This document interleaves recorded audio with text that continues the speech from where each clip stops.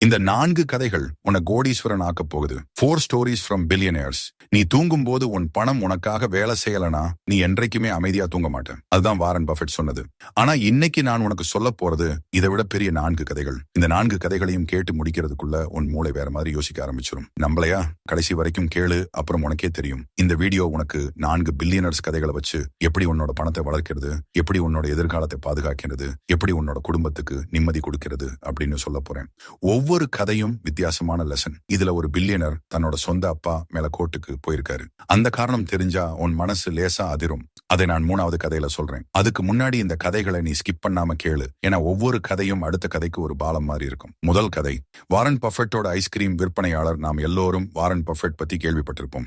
உலகத்துல மிகப்பெரிய முதலீட்டாளர். ஆனா அவரோட குட்டி வயசு கதை உனக்கு தெரியுமா? வாரன் பஃபெட்டுக்கு 6 வயசு இருக்கும் போதே அவர் ஐஸ்கிரீம் விற்க ஆரம்பிச்சிட்டாரு. ஆமா, 6 வயசு. நீயும் நானும் 6 வயசுல என்ன பண்ணிட்டு இருந்தோம்? பொம்மையோட விளையாடினோம், டிவி பார்த்தோம், அழுதோம், சிரிச்சோம். ஆனா இந்த பையன் கோகோ கோலா கம்பெனி பக்கத்துல போய் ஐஸ்கிரீம் வாங்கிட்டு வந்து தன் ஏரியால விற்க ஆரம்பிச்சிட்டாரு. ஆனா கதை இங்க முடியல. அந்த 6 வயசு பையன் ஒரு விஷயத்தை கவனிச்சாரு. அவர் ஐஸ்கிரீம் வாங்கும் போது 6 ஐஸ்கிரீமுக்கு 25 காசு கட்டுவாரு. அதை ஒவ்வொன்னா 5 காசுக்கு விற்பாரு. அதாவது ஒரு ஐஸ்கிரீமுக்கு 5 காசு கட்டி 5 காசுக்கு விற்கிறாரு. லாபமே இல்ல. இதுல என்ன புத்திசாலித்தனம் இருக்குன்னு நீ நினைக்கலாம். ஆனா இதுதான் வாரன் பஃபெட்டோட முதல் பாடம். அவர் சின்ன வயசுலயே ஒரு விஷயத்த புரிஞ்சுக்கிட்டாரு. வாடிக்கையாளர்கள் யாரு, அவங்களுக்கு என்ன வேணும், அவங்க எந்த நேரத்துல வாங்குவாங்கன்னு. அவர் வீட்டு வாசல்ல வெயில் காலத்துல ஐஸ்கிரீம் விற்பாரு. ஏன்? வெயில் அடிக்கும் போது ஐஸ்கிரீம் வேணும்னு ஆசை வரும். அந்த சின்ன வயசுலயே அவர் மார்க்கெட்டை புரிஞ்சுக்கிட்டாரு. பணம் சம்பாதிக்கிறதுக்கு முன்னாடி மக்களை புரிஞ்சுக்கணும்னு அவருக்கு தெரியும். இப்ப நீ சொல்லுவ, சரி அப்ப நான் என்ன பண்ணணும்? நீ உன் வாழ்க்கையில எப்பவுமே பணம் சம்பாதிக்கிறதை மட்டும் பார்க்காத. மக்கள் என்ன பிரச்சனையை சந்திக்கிறாங்க, உனக்கு எப்படி அந்த பிரச்சனையை தீர்க்க முடியும், அவங்களுக்கு எப்படி மதிப்பு கொடுக்க முடியும்னு பாரு. வாரன் பஃபெட் 6 வயசுல விற்பனையாளர் இல்ல, அவர் சந்தையை புரிஞ்சுக்கிட்ட ஒரு அறிவாளி. ஆனா இதுக்கப்புறம் தான் சுவாரஸ்யம். வாரன் பஃபெட் 11 வயசுல தன்னோட முதல் பங்கை வாங்கினாரு. எந்த கம்பெனி?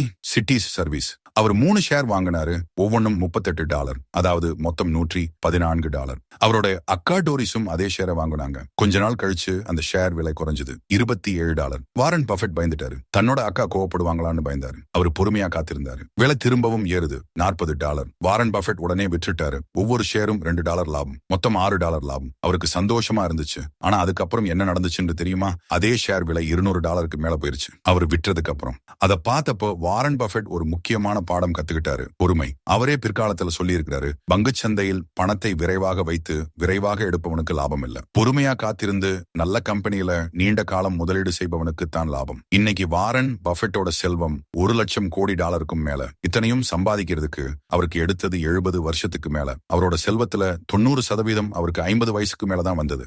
இதுல இருந்து நீ என்ன புரிஞ்சுக்கணும்? நீ இன்னைக்கே கோடீஸ்வரன் ஆகணும்னு அவசரப்படாத. உன்னோட பணத்தை சரியான இடத்துல போடு, நேரம் கொடு, பொறுமையாரு. பணம் உனக்கு வரும். உனக்கு 20 வயசா, 30 வயசா, 40 வயசா இருக்கலாம். கவலைப்படாத. உன்னோட பயணம் இன்னைக்கு ஆரம்பிக்குது. நீ தொடர்ந்து முதலீடு செய்தா அடுத்த 20 வருஷத்துல உன் பணம் பல மடங்கு ஆயிரும். ஆனா இதுக்கு ஒரு முக்கியமான கண்டிஷன் இருக்கு. நீ என்ன பண்றன்னா உன் செலவை கட்டுப்படுத்தணும். வாரன் பஃபெட் இன்னைக்கு அத்தனை பணம் இருந்தாலும் அவர் வாழ்றது மிகவும் சாதாரணமான வீட்டுல. அவருக்கு 1958 வாங்கின வீடு இன்னும் இருக்கு. அதோட விலை அன்னைக்கு $38,000. இன்னைக்கு அந்த வீடு இருக்கிற ஏரியால பார்த்தா கோடிக்கணக்கான டாலர் மதிப்புள்ள வீடு வாங்க முடியும். ஆனா அவருக்கு அதெல்லாம் வேண்டாம். அவருக்கு தெரியும், செலவை கூட்டினா சேமிப்பு குறையும், சேமிப்பு குறைஞ்சா முதலீடு குறையும், முதலீடு குறைஞ்சா செல்வம் குறையும். நம்மளோட பிரச்சனை என்ன தெரியுமா? நமக்கு சம்பளம் வரும், உடனே நமக்கு புது போன் வேணும், புது பைக் வேணும், புது ட்ரெஸ் வேணும், வெளியே சாப்பிடணும், சினிமா போகணும்னு செலவு பண்ணுவோம். மாசம் கடைசியில பார்த்தா கையில காசே இருக்காது. அப்புறம் சொல்லுவோம், இந்த மாசம் சம்பளம் போதல, அடுத்த மாசம் கொஞ்சம் ஜாஸ்தியா வந்தா சேமிக்கலாம்னு. ஆனா அடுத்த மாசமும் அதே கதை தான். இது ஒரு லூப். இதுல இருந்து வெளியே வர ஒரே வழி, உன் சம்பளம் வந்த உடனே முதல்ல சேமிக்கணும், அப்புறம் செலவு பண்ணணும். இத பே யூர் செல்ஃப் ஃபர்ஸ்ட் பிரின்சிபிள் சொல்லுவாங்க. நீ உனக்கு முதல்ல சம்பளம் கொடு, அப்புறம் மற்றவங்களுக்கு கொடு. இப்ப நீ கேப்ப எவ்வளவு சேமிக்கணும்? குறைஞ்சபட்சம் உன் சம்பளத்துல 20%. உனக்கு மாசம் $10,000 சம்பளம் கிடைக்குதுன்னா $2,000 சேமிச்சு வச்சுக்கோ. அதை தொடாத. அது உன் எதிர்கால பணம். அதை வச்சு நீ எஃப்டி போடலாம், மியூச்சுவல் ஃபண்ட் போடலாம், பங்குச்சி சந்தையில முதலீடு செய்யலாம். ஆனா செலவு பண்ணாத. இதோட வாரன் பஃபெட் கதை முடியல. அதுக்கப்புறம் ஒரு சுவாரஸ்யம். வாரன் பஃபெட்டுக்கு ஒரு நண்பர் இருந்தார், சார்லி மங்கர். இந்த இருவரும் சேர்ந்து பெர்க்ஷயர் ஹாத்வே கம்பெனியை வளர்த்தாங்க. இன்னைக்கு பெர்க்ஷயர் ஹாத்வே உலகத்துல மிகப்பெரிய முதலீட்டு நிறுவனம். அதோட ஒரு பங்கு விலை மட்டும் $5,00,000 மேல. நம்ப முடியுதா? ஒரு பங்கு விலை $4 கோடி மேல. அதுக்கு காரணம் வாரன் பஃபெட் ஒரு நாளும் பங்கை பிரிக்கல. அவர் சொல்லும் சொல்லுவாரு, நல்ல கம்பெனியில முதலீடு செய்யறவங்க விலை கூடினாலும் வாங்குவாங்க, விலை குறைவா இருக்கிறதுனால மட்டும் மோசமான கம்பெனியில முதலீடு செய்யக்கூடாதுன்னு. இதுல முதல் கதையில இருந்து நீ என்ன எடுத்துக்கணும்? 1, மக்களை புரிஞ்சுக்கோ, அவங்களோட பிரச்சனையை கண்டுபிடி, அதுக்கு தீர்வு கொடு, அப்பதான் பணம் வரும். 2, பொறுமையாரு, விரைவா பணக்காரன் ஆகணும்னு அவசரப்படாத, நல்ல கம்பெனியில நீண்ட காலம் முதலீடு செய். 3, செலவை கட்டுப்படுத்து, சேமிப்பை அதிகப்படுத்து, உன் சம்பளத்துல குறைஞ்சபட்சம் 20% சேமி. இப்போ நாம 2வது கதைக்கு போகலாம். இந்த கதை உனக்கு ஒரு வித்தியாசமான பாடத்தை சொல்லும். நீ எவ்வளவுதான் பணம் சம்பாதிச்சாலும் உன் பணம் உனக்காக வேலை செய்யலனா நீ என்றைக்கும் சுதந்திரமா இருக்க மாட்ட. 2வது கதை, ரே டாலியோவோட முட்டை கூடை தத்துவம். நீ ரே டாலியோ பத்தி கேள்விப்பட்டிருப்பியா? அவர் உலகத்துல மிகப்பெரிய ஹெட்ஜ் ஃபண்ட் ஒன்னு நடத்துறவர். அதோட பேர் பிரிட்ஜ் வாட்டர் அசோசியேட்ஸ். இந்த ஃபண்ட் நிர்வகிக்கிற பணம் $1,50,000 கோடி மேல, அதாவது ஒரு 120 லட்சம் கோடி ரூபாய்க்கும் மேல. எவ்வளவு பெரிய தொகைன்னு புரியுதா? ஆனா ரே டாலியோவுடைய கதை ஆரம்பம் ரொம்ப சாதாரணமானது. அவர் ஒரு நடுத்தர வர்க்க குடும்பத்துல பிறந்தவர். அவருக்கு 12 வயசு இருக்கும்போது அவர் ஒரு கோல்ஃப் கிளப்ல கேடியா வேலை செஞ்சாரு. அதாவது கோல்ஃப் விளையாடுறவங்களுக்கு சாமான் எடுத்துட்டு போறது, ஸ்டிக் கொடுக்கிறது அப்படின்னு வேலை. அங்க ஒரு நாள் அவர் ஒரு பணக்காரரோட பேச்சை கேட்டாரு. அந்த பணக்காரர் பங்குச்சந்தை பத்தி பேசிட்டு இருந்தாரு. ரே டாலியோவுக்கு ஆர்வம் வந்துச்சு. அவர் வீட்டுக்கு போய் பங்குச்சந்தை பத்தி படிக்க ஆரம்பிச்சாரு. அவரோட முதல் முதலீடு நார்த் ஈஸ்ட் ஏர்லைன்ஸ் கம்பெனில. அந்த கம்பெனி கிட்டத்தட்ட திவாலாகும் நிலைமையில இருந்துச்சு. ஆனா ரே டாலியோ நினைச்சாரு, திவாலான கம்பெனியை யாராவது வாங்குவாங்க, அப்ப விலை ஏறும்னு. அவரோட நினைப்பு சரியா போச்சு. ஒரு பெரிய கம்பெனி நார்த் ஈஸ்ட் ஏர்லைன்ஸ் வாங்குச்சு. அதோட பங்கு விலை 3 மடங்கு ஏறிச்சு. ரே டாலியோவுக்கு நல்ல லாபம். அவருக்கு தோணுச்சு, பங்கு சந்தையில பணம் சம்பாதிக்கிறது ரொம்ப ஈஸின்னு. ஆனா அதுக்கப்புறம் அவருக்கு ஒரு பெரிய பாடம் காத்துக்கிட்டு இருந்துச்சு. அவர் தொடர்ந்து பல கம்பெனிகள்ல முதலீடு செஞ்சாரு. சில கம்பெனிகள் லாபம் கொடுத்துச்சு, சில கம்பெனிகள் நஷ்டம் கொடுத்துச்சு. ஆனா அவர் ஒரு விஷயத்தை கவனிச்சாரு. எல்லா முட்டையும் ஒரே கூடையில வச்சா அந்த கூடை விழுந்துச்சுன்னா எல்லா முட்டையும் உடையும். அதனால அவர் தன்னோட பணத்தை பல இடங்கள்ல பிரிச்சு போட ஆரம்பிச்சாரு. இதுதான் டைவர்சிபிகேஷன் அல்லது பல்வகைப்படுத்துதல்னு சொல்லுவாங்க. நீ உன் பணத்தை ஒரே இடத்துல போடாம பல இடங்கள்ல போடு. பங்கு சந்தையில போடு, தங்கத்துல போடு, ரியல் எஸ்டேட்ல போடு, பேண்ட்ஸ்ல போடு. இப்படி பல இடங்கள்ல போட்டா ஒரு இடத்துல நஷ்டம் வந்தாலும் மத்த இடங்கள்ல லாபம் வரும். உன்னோட மொத்த போர்ட்போலியோ சமநிலையில இருக்கும். ரே டாலியோ தன்னோட போர்ட்போலியோவை 4 பகுதியா பிரிச்சாரு. 30% பங்குகள், 30% நீண்ட கால பாண்ட்ஸ், 15% குறுகிய கால பாண்ட்ஸ், 7.5% தங்கம், 7.5% பொருட்கள். இதை அவரு ஆல் வெதர் போர்ட்போலியோன்னு சொல்லுவாரு. எந்த காலநிலையிலும் எந்த சந்தை சூழ்நிலையிலும் இந்த போர்ட்போலியோ நல்ல லாபம் கொடுக்கும்னு அவர் சொன்னாரு. ஆனா இதுல ஒரு முக்கியமான விஷயம், நீ வெறுமனே டைவர்சிஃபை பண்ணினா மட்டும் போதாது. நீ எந்த மாதிரியான சொத்துக்கள்ல முதலீடு செய்யறன்னு தெரிஞ்சுக்கணும். உதாரணத்துக்கு, நீ 10 வித்தியாசமான டெக் கம்பெனிகள்ல முதலீடு செஞ்சா அது டைவர்சிபிகேஷன் இல்ல. ஏன்னா எல்லா டெக் கம்பெனிகளும் ஒரே மாதிரியான சந்தை சூழ்நிலையால பாதிக்கப்படும். டெக் துறை மந்தமான எல்லா கம்பெனிகளும் பாதிக்கப்படும். ஆனா நீ tech company, pharma company, FMCG company, bank, insurance கம்பெனின்னு பல துறைகள்ல முதலீடு செஞ்சா ஒரு துறை பாதிக்கப்பட்டாலும் மற்ற துறைகள் லாபம் கொடுக்கும். இதுதான் உண்மையான டைவர்சிபிகேஷன். இப்ப நீ கேப்ப, நான் எவ்வளவு கம்பெனிகள்ல முதலீடு செய்யணும்? ரே டாலியோவும் வாரன் பஃபெட்டும் இந்த விஷயத்துல கொஞ்சம் வித்தியாசமா நினைப்பாங்க. வாரன் பஃபெட் சொல்லுவாரு, நீ நல்லா புரிஞ்ச 10 முதல் 15 கம்பெனிகள்ல முதலீடு செஞ்சா போதும்னு. ஆனா ரே டாலியோ சொல்லுவாரு, குறைஞ்சபட்சம் 20 முதல் 30 கம்பெனிகள்ல முதலீடு செய்யணும், அதுவும் வெவ்வேறு துறைகள்ல. யாரு சொல்றது சரி? ரெண்டுமே சரிதான். ஆனா உனக்கு எது சரின்னு உன்னோட அனுபவத்தையும் அறிவையும் வச்சு முடிவு செய்யணும். நீ பங்கு சந்தையில புதுசா வரவனா, உனக்கு கம்பெனிகளை அனலைஸ் பண்ற அனுபவம் இல்லனா, அப்போ நீ இண்டெக்ஸ் ஃபண்ட் அல்லது மியூச்சுவல் ஃபண்ட்ல முதலீடு செய்யலாம். அதுல ஆட்டோமேட்டிக்கா நிறைய கம்பெனிகள்ல முதலீடு நடக்கும். உனக்கு அனுபவம் வந்ததும் நீ தனியா கம்பெனிகள்ல முதலீடு செய்யலாம். ரே டாலியோவோட கதையில இன்னொரு முக்கியமான பாடம் இருக்கு. அவர் சொல்லுவாரு, தோல்விகள் உன்னை வலுவாக்கும். அவருக்கே பல தோல்விகள் வந்திருக்கு. 1982 அவர் ஒரு பெரிய தவறு செஞ்சாரு. அவர் நினைச்சாரு அமெரிக்க பொருளாதாரம் சரியா போகுதுன்னு. அதனால அவர் தன்னோட முதலீட்டாளர்களுக்கு எல்லாம் சொல்லி அவங்களோட பணத்தை வெளியே எடுத்தாரு. ஆனா அவரோட கணிப்பு தவறு. அமெரிக்க பொருளாதாரம் சரியல, அது வளர்ச்சி அடைஞ்சது. அவரோட முதலீட்டாளர்கள் எல்லாரும் கோவப்பட்டு அவர் கிட்ட இருந்து விலகிட்டாங்க. அந்த நேரத்துல ரே டாலியோவுக்கு மிகப்பெரிய நஷ்டம். அவரோட நிறுவனம் கிட்டத்தட்ட மூடும் நிலைமைக்கு வந்துச்சு. அவருக்கு பணம் தீர்ந்து போச்சு. அவர் தன்னோட அப்பா கிட்ட $4,000 கடன் வாங்கினாரு வாழ்க்கை நடத்துறதுக்கு. ஆனா அவர் மனம் தளரல. அவர் தன்னோட தவறுகளை அனலைஸ் பண்ணி அதுல இருந்து கத்துக்கிட்டு மறுபடியும் எழுந்து நின்னாரு. அதுக்கப்புறம் தான் அவரோட பிரிட்ஜ் வாட்டர் அசோசியேட்ஸ் உலகத்திலேயே மிகப்பெரிய ஹெட்ஜ் ஃபண்டா வளர்ந்துச்சு. இதுல இருந்து நீ என்ன கத்துக்கணும்? தோல்வி வரும், நஷ்டம் வரும். ஆனா அது உன் பயணத்தோட முடிவு இல்ல, அது ஒரு பாடம். அந்த பாடத்தை கத்துக்கிட்டு மறுபடியும் எழுந்து நில்லு. ரே டாலியோ சொல்லுவாரு, வலி கூட பிரதிபலிப்பு சமம் முன்னேற்றம்னு. அதாவது நீ வலியை அனுபவிச்சு அதை பத்தி யோசிச்சு கத்துக்கிட்டா நீ முன்னேறுவ. இன்னொரு விஷயம், ரே டாலியோ தன்னோட நிறுவனத்துல ஒரு கலாச்சாரத்தை வளர்த்தாரு. அதோட பேர் ரேடிக்கல் டிரான்ஸ்பரன்சி அல்லது முழுமையான வெளிப்படைத்தன்மை. அவரோட நிறுவனத்துல யாரும் யாரையும் விமர்சிக்கலாம், தலைவரையே விமர்சிக்கலாம். ஆனா அந்த விமர்சனம் ஆக்கப்பூர்வமானதா இருக்கணும். இதனால என்ன நடக்குதுன்னா, எல்லாரும் தங்களோட தவறுகளை ஏத்துக்கிட்டு அதுல இருந்து கத்துக்கிறாங்க. எல்லாரும் சேர்ந்து சிறந்த முடிவுகள் எடுக்கிறாங்க. இதை நம்மளோட வாழ்க்கையில எப்படி அப்ளை பண்றது? நீ உன்னோட முதலீட்டை பத்தி ஒரு டைரி எழுதிக்கோ. நீ எந்த கம்பெனியில எப்போ முதலீடு செஞ்ச, ஏன் முதலீடு செஞ்ச, என்ன எதிர்பார்த்த, என்ன நடந்துச்சுன்னு எழுது. ஒவ்வொரு மாசமும் அல்லது ஒவ்வொரு காலாண்டும் அந்த டைரிய படி. உன்னோட தவறுகளை கண்டுபிடி, அதுல இருந்து கத்துக்கும். இது உன்னை ஒரு சிறந்த முதலீட்டாளரா மாத்தும். 2வது கதையில இருந்து நீ என்ன எடுத்துக்கணும்? 1, உன் பணத்தை பல்வகைப்படுத்து. ஒரே இடத்துல எல்லாத்தையும் போடாத. 2, தோல்வியை ஏத்துக்கோ, அதுல இருந்து கத்துக்கோ, மறுபடியும் முயற்சி செய். 3, உன்னோட முதலீடுகளை ட்ராக் பண்ணு, அனலைஸ் பண்ணு, சீரமை செய். இப்போ நம்ம வீடியோவோட பாதி தூரம் வந்துட்டோம். நான் உனக்கு 2 கதைகள் சொன்னேன். வாரன் பஃபெட் உனக்கு பொறுமையையும் செலவு கட்டுப்பாட்டையும் கத்துக் கொடுத்தாரு. ரே டாலியோ உனக்கு பல்வகைப்படுத்துதலையும் தோல்விகளிலிருந்து கத்துக்கிறதையும் சொல்லிக் கொடுத்தாரு. ஆனா இப்போ நான் உனக்கு சொல்ல போறது இன்னும் சுவாரஸ்யமான ஒரு கதை. இந்த கதையில ஒரு பில்லியனர் தன்னோட சொந்த அப்பாவை கோர்ட்டுக்கு இழுத்தாரு. என்ன தெரியுமா? உன் எதிர்காலத்துக்காக. இதுக்கு முன்னாடி ஒரு சின்ன விஷயம். நீ இந்த வீடியோ பாக்குறதுனால எனக்கு தெரியுது உனக்கு நிதி விஷயங்கள்ல ஆர்வம் இருக்குன்னு. நீ உன்னோட நண்பர்கள்ட்ட, குடும்பத்திட்ட இந்த வீடியோவை ஷேர் பண்ணு. அவங்களும் இந்த கதைகள்ல இருந்து கத்துக்கட்டும். அப்படியே சேனலை சப்ஸ்கிரைப் பண்ணிட்டு பெல் ஐகான் பிரஸ் பண்ணு. அப்பதான் இது மாதிரி வீடியோக்கள் உனக்கு நோட்டிபிகேஷன் வரும். சரியா? இப்போ 3வது கதைக்கு போகலாம். 3வது கதை சாரா பிளேக்லியும் அவங்களோட ஃபெயில்யூர் பார்ட்டி. சாரா பிளேக்லி உலகத்திலேயே தன்னோட சொந்த முயற்சியால பில்லியனரான மிக குறைவான பெண்களில் ஒருத்தர்.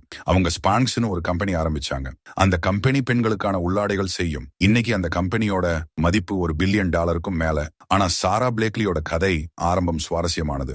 அவங்க சின்ன வயசுல அவங்களோட அப்பா ஒவ்வொரு வாரமும் ஒரு கேள்வி கேட்பாரு. இந்த வாரம் நீ என்ன தோல்வி அடைஞ்ச? சாராவும் அவங்க சகோதரியும் சொல்லுவாங்க, அப்பா நான் இந்த வாரம் கணிதத்துல தோல்வி அடைஞ்சேன், அல்லது நான் டென்னிஸ் மேட்ச்ல தோல்வி அடைஞ்சேன். அப்போ அவங்க அப்பா சொல்லுவாரு, நல்லது, நீ முயற்சி செஞ்சியா இல்லையா? இந்த ஒரு கேள்வி சாரா பிளேக்லியோட வாழ்க்கையை மாத்துச்சு. அவங்களுக்கு புரிஞ்சுது தோல்வி கெட்ட விஷயம் இல்லைன்னு. தோல்வின்னா நீ முயற்சி செய்யல, முயற்சி பண்ணலன்னு அர்த்தம். ஆனா நீ முயற்சி பண்ணி தோல்வி அடைஞ்சா அது ஒரு அனுபவம், ஒரு பாடம். சாரா பிளேக்லி பள்ளி படிப்பை முடிச்சதுக்கு அப்புறம் பல வேலைகள் செஞ்சாங்க. டிஸ்னி வேர்ல்ட்ல சிப்முங் கதாபாத்திரமா நடிச்சாங்க. அப்புறம் ஃபேக்ஸ் மெஷின் விற்கிற வேலை செஞ்சாங்க.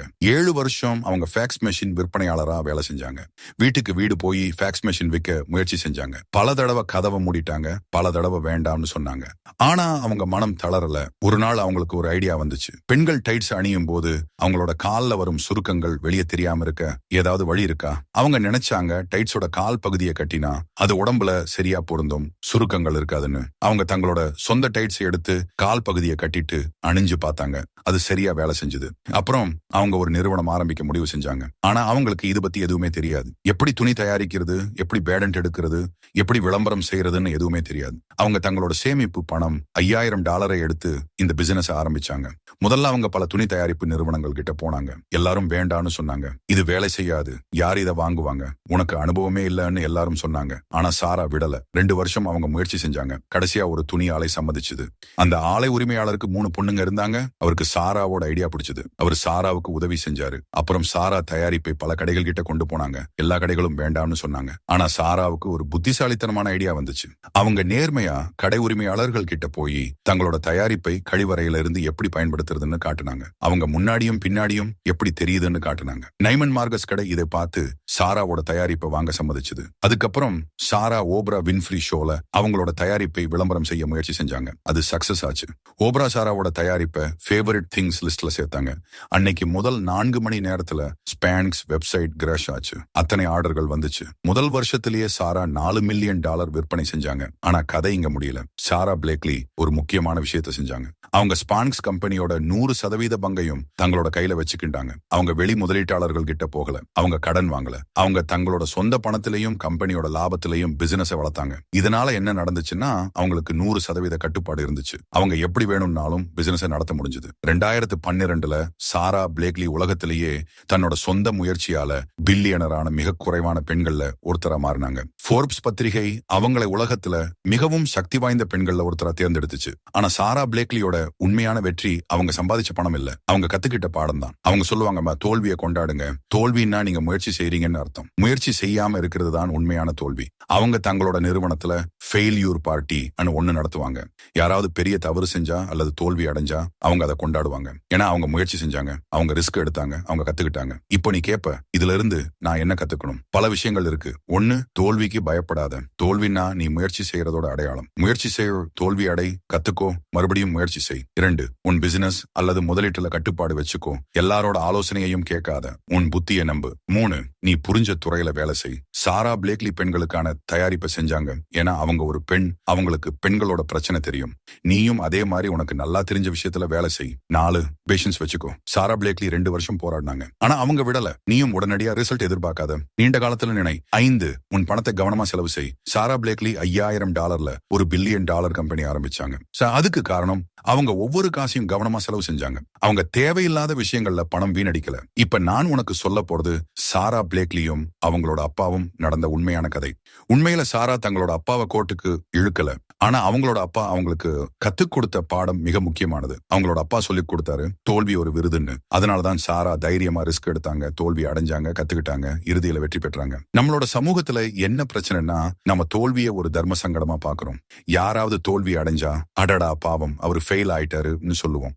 ஆனா நாம புரிஞ்சுக்கணும், உலகத்துல எல்லா பெரிய வெற்றியாளர்களும் பல தோல்விகள் அடைஞ்சவங்க தான். வாரன் பஃபெட் தோல்வி அடைஞ்சாரு, ரே டாலியோ தோல்வி அடைஞ்சாரு, சாரா பிளேக்லி தோல்வி அடைஞ்சாங்க. ஆனா அவங்க எல்லாரும் மறுபடியும் எழுந்து நின்னாங்க. உனக்கு பிசினஸ் ஆரம்பிக்கணும்னா, முதலீடு செய்யணும்னா, புதுசா ஏதாவது கத்துக்கணும்னா தோல்விக்கு பயப்படாத. முயற்சி செய், தோல்வி அடை, கத்துக்கோ, மறுபடியும் முயற்சி செய். இதுதான் வெற்றிக்கான பாதை. 3வது கதையிலிருந்து நீ என்ன எடுத்துக்கணும்? 1, தோல்வியை கொண்டாடு. அது உன் முயற்சியோட அடையாளம்.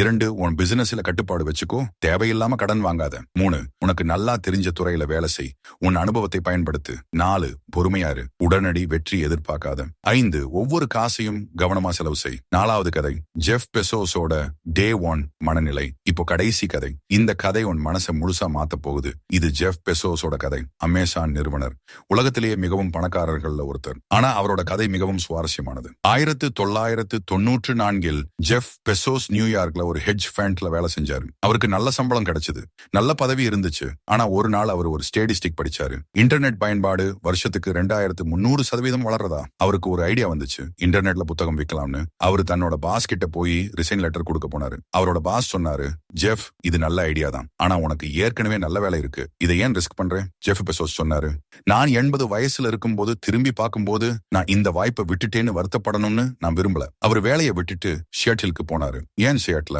அங்க நல்ல டெக் டேலண்ட் இருந்துச்சு, அங்க ஒரு பெரிய புத்தக விநியோக மையம் இருந்துச்சு. அவர் தன்னோட கேரேஜ்ல அமேசானை ஆரம்பிச்சாரு. முதல்ல புத்தகம் மட்டும் விற்பனை செஞ்சாரு. ஆனா அவரோட விஷன் பெருசா இருந்துச்சு. அவர் எல்லாத்தையும் விற்கணும்னு நினைச்சாரு. முதல் சில வருஷங்கள் அமேசான் லாபமே சம்பாதிக்கல. எல்லாரும் சொன்னாங்க இந்த கம்பெனி சர்வைவ் ஆகாது. ஆனா ஜெஃப் பெசோஸ் ஒரு விஷயத்தை தெளிவா வச்சிருந்தாரு. அவர் குறுகிய கால லாபத்துக்காக வேலை செய்யல, அவர் நீண்ட கால வளர்ச்சிக்காக வேலை செஞ்சாரு. அவர் எல்லா பணத்தையும் திரும்பவும் பிசினஸ்ல போட்டாரு. வெர்ஹவுஸ் கட்டினாரு, டெக்னாலஜியில முதலீடு செஞ்சாரு, வாடிக்கையாளர் சேவையை மேம்படுத்தினாரு. 2000ல .com குமிழி வெடிச்சது. நிறைய இன்டர்நெட் கம்பெனிகள் மூடின. அமேசானும் கஷ்டப்பட்டுச்சு. பங்கு விலை 90% குறைஞ்சது. எல்லாரும் சொன்னாங்க அமேசான் போயிடும்னு. ஆனா ஜெஃப் பெசோஸ் கஷ்டப்பட்டு கம்பெனியை காப்பாத்தினாரு. அவர் செலவை குறைச்சாரு, முக்கியமான விஷயங்கள்ல மட்டும் கவனம் செலுத்தினாரு. அதுக்கப்புறம் அமேசான் வளர ஆரம்பிச்சது. புத்தகத்துல இருந்து எலக்ட்ரானிக்ஸ், உடைகள், வீட்டு சாமான்கள்னு எல்லாத்தையும் விற்க ஆரம்பிச்சாங்க. அமேசான் பிரைம் ஆரம்பிச்சாங்க, கிண்டல் ஆரம்பிச்சாங்க, AWSன்னு ஒரு கிளவுட் சர்வீஸ் ஆரம்பிச்சாங்க. இன்னைக்கு அமேசான் உலகத்திலேயே மிகப்பெரிய காமர்ஸ் கம்பெனி. ஜெஃப் பெசோஸோட செல்வம் $200 பில்லியன் மேல இருந்துச்சு. ஆனா ஜெஃப் பெசோஸோட உண்மையான பாடம் என்னன்னா, அவரோட டே 1 மனநிலை. அவர் ஒவ்வொரு நாளையும் முதல் நாள் மாதிரி நினைப்பாரு. அவர் சொல்லுவாரு, டே 1ல நீ பசியோட இருப்ப, முயற்சியோட இருப்ப, வாடிக்கையாளர்களுக்காக வேலை செய்வ. டே 2ல நீ நிம்மதியோட இருப்ப, நீ உன் வெற்றியில திருப்தி அடைவ, போட்டியை மறப்ப. அப்போதான் வீழ்ச்சி ஆரம்பமாகும். அவரு அமேசான் ஹெட் குவார்டர்ஸ்ல இருக்கிற கட்டிடத்துக்கே டே 1 நார்த்னு பேர் வச்சாரு. அவரு தன்னோட ஊழியர்களுக்கு சொல்லுவாரு, நாம என்றைக்கும் முதல் நாள்ல தான் இருக்கோம், நாம என்றைக்கும் கஸ்டமர் ஆப்சஷன் இருக்கணும், நாம என்றைக்கும் புதுசா இன்னோவேட் பண்ணணும். இதுல இருந்து நீ என்ன கத்துக்கணும்? நீ உன் வாழ்க்கையில எவ்வளவுதான் வெற்றி பெற்றாலும், எவ்வளவுதான் பணம் சம்பாதிச்சாலும், நீ என்றைக்கும் கத்துக்கிட்டே இருக்கணும். நீ என்றைக்கும் முதல் நாள் மனநிலையில இருக்கணும். நீ என்றைக்கும் பசியோட இருக்கணும். நம்மளோட பிரச்சனை என்ன தெரியுமா? நமக்கு கொஞ்சம் வெற்றி கிடைச்சா நம்ம நிம்மதியா ஆயிடுவோம். சரி, இப்போ என் வாழ்க்கை செட்டில் ஆயிடுச்சுன்னு நினைப்போம். ஆனா வாழ்க்கை என்றைக்குமே செட்டில் ஆகாது. அது ஒரு பயணம். நீ தொடர்ந்து நடந்துகிட்டே இருக்கணும். நீ நின்னுட்டா நீ பின்னோக்கி போவ. ஜெஃப் பெசோஸ் இன்னொரு முக்கியமான விஷயம் சொல்லுவாரு, ரிக்ரெட் மினிமைசேஷன் ஃப்ரேம் ஒர்க், அதாவது வருத்தத்தை குறைக்கிற கட்டமைப்பு. அவர் சொல்லுவாரு, நீ ஒரு முடிவு எடுக்கும் போது எங்கிறது வயசுல நீ திரும்பி பார்க்கும் போது என்ன நினைப்பேன்னு யோசி. நீ முயற்சி செஞ்சு தோல்வி அடைஞ்சதுக்கு வருத்தப்பட மாட்டேன், ஆனா நீ முயற்சி செய்யாம விட்டுட்டதுக்கு வருத்தப்படும். உதாரணத்துக்கு, உனக்கு ஒரு பிசினஸ் ஐடியா இருக்கு, ஆனா உனக்கு பயமா இருக்கு. நீ முயற்சி செய்யாம விட்டுட்டா பிற்காலத்துல நீ நினைப்ப, ஐயோ நான் அப்போ முயற்சி செஞ்சிருந்தா என்ன இருக்கும்னு. அந்த வருத்தம் உன்னை வாழ்நாள் முழுக்க வாட்டும். ஆனா நீ முயற்சி செஞ்சு தோல்வி அடைஞ்சாலும் குறைஞ்சபட்சம் உனக்கு தெரியும் நீ முயற்சி செஞ்சேன்னு. அந்த திருப்தி உனக்கு இருக்கும். இப்போ நான் உனக்கு ஜெஃப் பெசோஸோட இன்னொரு பாடத்தை சொல்றேன். டூ பிசா டீம்ஸ், அதாவது 2 பீட்சாவால நிரம்பும் அளவு சிறிய டீம்கள். ஜெஃப் பெசோஸ் நம்புறாரு, சிறிய டீம்கள் பெரிய டீம்களை விட வேகமா வேலை செய்யும். சிறிய டீம்கள்ல எல்லாருக்கும் பொறுப்பு இருக்கும். எல்லாரும் ஈடுபாடோட வேலை செய்வாங்க. பெரிய டீம்கள தொடர்பு பிரச்சனை வரும், முடிவெடுக்க நேரமாகும். நீ உன் வாழ்க்கையில இதை எப்படி அப்ளை பண்றது? நீ உன்னோட இலக்குகளை சிறிய சிறிய பகுதிகளா பிரி. ஒவ்வொரு பகுதியையும் ஒவ்வொன்னா முடி. பெரிய இலக்கை நேரடியா அடைய முயற்சிக்காத. சிறிய சிறிய படிகளா போ. உதாரணத்துக்கு நீ 10 லட்சம் ரூபாய் சேமிக்கணும்னு நினைக்கிற. இது பெரிய இலக்கு, நீ உடனே பயந்துருவ. ஆனா நீ இதை சிறிய படிகளா பிரி. முதல்ல இந்த மாசம் 10,000 ரூபாய் சேமிக்கணும், அடுத்த மாசம் 10,000 ரூபாய். இப்படி போனா 83 மாசத்துல நீ 10 லட்சம் ரூபாய் சேமிச்சிருவ, அதாவது 7 வருஷத்துல. இது சாத்தியம் தானே? ஜெஃப் பெசோஸ் இன்னொரு விஷயம் சொல்லுவாரு, ஒர்க் லைஃப் ஹார்மனி. பல பேர் ஒர்க் லைஃப் பேலன்ஸ்னு சொல்லுவாங்க. ஆனா ஜெஃப் பெசோஸ் சொல்லுவாரு, இது பேலன்ஸ் இல்ல, இது ஹார்மனி. அதாவது நீ வேலையிலையும் வாழ்க்கையிலையும் சந்தோஷமா இருக்கணும். நீ வேலையில சந்தோஷமா இருந்தா வீட்டிலையும் சந்தோஷமா இருப்ப. நீ வீட்டுல சந்தோஷமா இருந்தா வேலையிலையும் சந்தோஷமா இருப்ப. நம்மளோட பிரச்சனை என்னன்னா, நம்ம வேலையையும் வாழ்க்கையையும் 2 வேறு விஷயங்களா பாக்குறோம். ஆனா அவை 2ம் ஒன்றுதான். நீ எல்லா நேரமும் அதே ஒரு மனுஷன் தானே. உன் வேலையில நீ சந்தோஷமா இல்லைன்னா உன் வாழ்க்கையிலையும் சந்தோஷமா இருக்க முடியாது. அதனால நீ செய்யற வேலையை நீ விரும்பணும். நீ விரும்பாத வேலையை பணத்துக்காக மட்டும் செய்யாத. இப்போ நீ கேட்ப, எனக்கு வேலை பிடிக்கலனா என்ன போயிடுது? மாத்து. ஆமா, இது ரிஸ்க் தான். ஆனா நீ உன் வாழ்க்கையோட மீதி பாதியை விரும்பாத வேலையில கழிக்கணுமா? ஜெஃப் பெசோஸ் ரிஸ்க் எடுத்தாரு. நல்ல வேலையை விட்டுட்டு புதுசா ஸ்டார்ட் அப் ஆரம்பிச்சாரு. அதுதான் இன்னைக்கு அவரை இந்த நிலைமைக்கு கொண்டு வந்துச்சு. 4வது கதையில இருந்து நீ என்ன எடுத்துக்கணும்? 1, என்றைக்கும் டே 1 மனநிலையில இரு. என்றைக்கும் கத்துக்கிட்டே இரு. 2, ரிக்ரெட் மினிமைசேஷன் ஃப்ரேம் ஒர்க் பயன்படுத்து. முயற்சி செய்யாம விடாத. 3, சிறிய சிறிய படிகளா போ. பெரிய இலக்குகளை சிறிய பகுதிகளா பிரி. 4, ஒர்க் லைஃப் ஹார்மனியை கடைபிடி. நீ செய்யற வேலையை விரும்பு. 5, நீண்ட காலத்துல யோசி. குறுகிய கால லாபத்துக்காக நீண்ட கால வெற்றியை தியாகம் செய்யாத. கிளைமேக்ஸ். இந்த 4 கதைகளும் சொல்ற ஒரே பாடம். இப்போ நான் உனக்கு 4 கதைகள் சொன்னேன். வாரன் பஃபெட், ரே டாலியோ, சாரா பிளேக்லி, ஜெஃப் பெசோஸ், 4 பில்லியனர்கள். 4 வித்தியாசமான கதைகள். ஆனா இந்த 4 கதைகளும் ஒரே பாடத்தை சொல்றாங்க. அந்த பாடம் என்னன்னா, பணம் ஒரு கருவி, இலக்கு இல்ல. நீ பணத்துக்காக வாழாத, நீ உன் குறிக்கோளுக்காக வாழும். உன் குறிக்கோள் என்னன்னு கண்டுபிடி, அதை நோக்கி நட. வாரன் பஃபெட் பணத்தை விரும்பினதால பங்கு சந்தையில முதலீடு செய்யல. அவருக்கு கம்பெனிகளை புரிஞ்சுக்கிறது பிடிக்கும், மதிப்பை கண்டுபிடிக்கிறது பிடிக்கும். அதனால அவர் அதை செஞ்சாரு. பணம் அதோட விளைவு. ரே டாலியோ பணக்காரன் ஆகணும்னு நினைச்சதால ஹெட்ஜ் ஃபண்ட் ஆரம்பிக்கல. அவருக்கு பொருளாதாரத்தை புரிஞ்சுக்கிறது பிடிக்கும், சந்தைகளை அனலைஸ் பண்றது பிடிக்கும். அதனால அவர் அதை செஞ்சாரு. பணம் அதோட விளைவு. சாரா பிளேக்லி பில்லியனர் ஆகணும்னு நினைச்சதால ஸ்பாங்க்ஸ் ஆரம்பிக்கல. அவங்களுக்கு பெண்களோட பிரச்சனையை தீர்க்கணும்னு ஆசை. அவங்களுக்கு ஏதோ ஒன்னை உருவாக்கணும்னு ஆசை. அதனால அவங்க அதை செஞ்சாங்க. பணம் அதோட விளைவு. ஜெஃப் பெசோஸ் உலகத்திலேயே பணக்காரன் ஆகணும்னு நினைச்சதால அமேசான் ஆரம்பிக்கல. அவருக்கு வாடிக்கையாளர்களுக்கு நல்ல சேவை கொடுக்கணும்னு ஆசை. அவருக்கு புதுசா இன்னோவேட் பண்ணணும்னு ஆசை.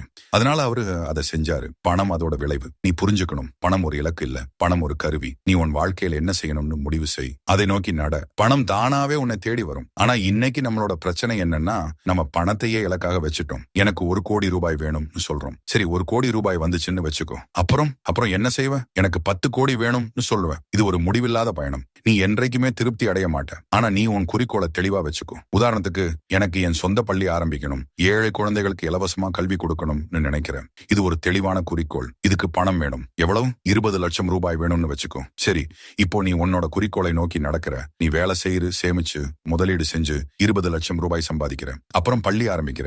உனக்கு திருப்தி கிடைக்கும். நீ உன் குறிக்கோளை அடைஞ்சிட்ட. இதுதான் 4 கதைகளும் சொல்ற பாடம். உன் குறிக்கோளை கண்டுபிடி. பணத்தை ஒரு கருவியா பயன்படுத்து. உன் குறிக்கோளை அடை. இப்ப நான் உனக்கு கொஞ்சம் பிராக்டிகல் ஆலோசனைகள் சொல்றேன். 1, உன் செலவை ட்ராக் பண்ணு. ஒவ்வொரு மாசமும் நீ எதுல எவ்வளவு செலவு பண்றேன்னு எழுது.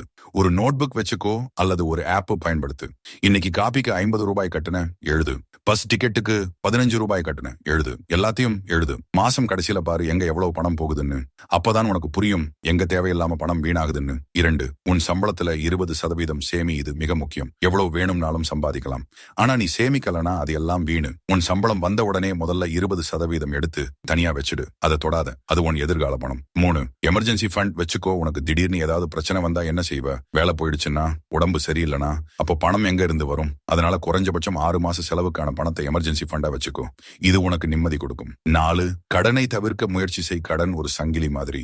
அது உன்னை கட்டி வச்சிரும். குறிப்பா கிரெடிட் கார்டு கடன். அதுக்கு வட்டி ரொம்ப அதிகம். 30 முதல் 40 50% வரை.